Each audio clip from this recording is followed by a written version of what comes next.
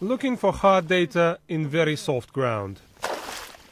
A researcher walks over a swamp to collect samples of lake water in a tundra laying above Russian permafrost.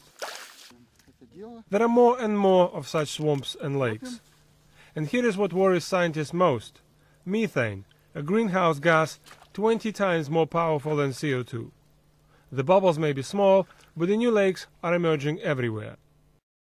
Satellite images show the formation of new lakes. On the ground, samples need to be taken from lakes of different size and age.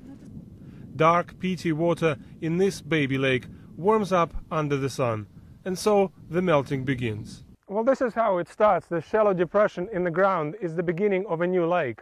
The lake which will be growing.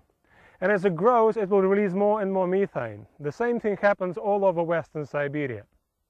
Now, 60% of Russian area is covered by permafrost, and the amounts of methane which are now stored locked underneath the surface are said to be around 80 billion tons.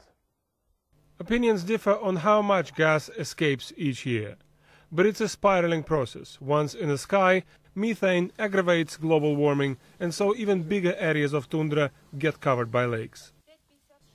All this may mean bad news for Russia's main industry.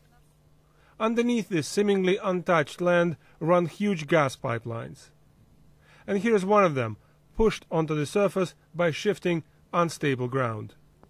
Unofficially, there is talk of increasing accidents like this, though on the record, Russia's Gazprom says its operations are not affected. But according to some researchers, the best-case scenario means simply having enough time to adapt to the new environment. It's taking place now, and we are too late, to my mind, with decision-making, because this process was started, and now we have not any opportunity to stop it. We have only a time to delay it, maybe, to make the results less horrible. 70 years ago, cities and industries of the Russian north were literally drilled into permafrost.